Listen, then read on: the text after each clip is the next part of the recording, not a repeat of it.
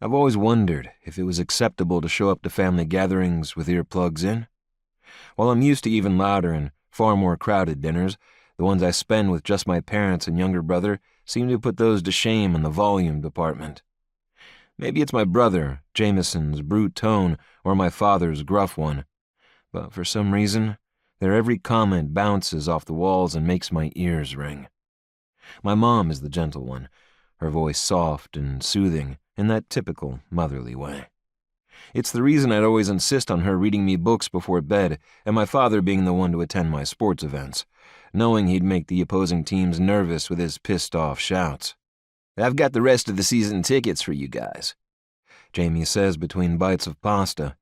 His lips are covered in Alfredo sauce when he slurps a noodle into his mouth and adds, "You too, Ollie.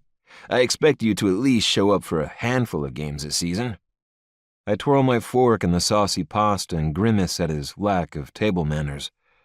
"Sorry, I couldn't make out what you were saying over your mouthful of food." "Just tell me you'll come this season." "I came last season, too." He was his first in the CFL after being drafted out of college. He's one of the youngest on the BC Pythons team at only 22. Jamie huffs, stabbing more noodles with the prongs of his fork before bringing them to his mouth and tapping his lips. "You came to 2 games. "I worked a lot last year. My job is unpredictable," I say past the guilt clogging my throat. Mom eyes me across the table. "Leave your brother alone, Jamie." Our mother is a dainty woman with blonde hair that should have grayed with age but hasn't, and sharp blue eyes. She's the smallest one of all of us, and we always pick on her for it.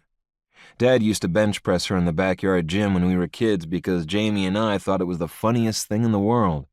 Now, I think she'd swat him hard enough to bruise if he tried it. Small in size, but not bravery or attitude. Somehow she puts the 3 of us in our places with ease. Dad might have the towering size and scowl to intimidate any living soul he comes into contact with, but against her, he doesn't stand a chance. He'd never attempt to intimidate her, though. They're as in love as 2 people can be. Jamie swaps his fork for a beer, taking a quick sip from it. His glare is weak when it lands on me. "A little old to have Mommy fighting your battles, aren't you?" "Old enough to beat your smug ass with ease, too," I mutter. "That never ends well for you."